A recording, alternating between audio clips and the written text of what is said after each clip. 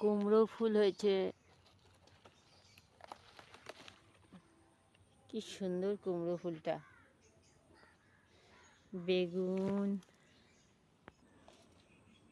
আবার কুমড়ো ফুল হয়েছে। এইখানে দেখুন, এই দেখুন,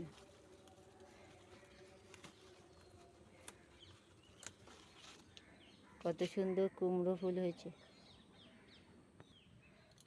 কমলি শাক তুলবো।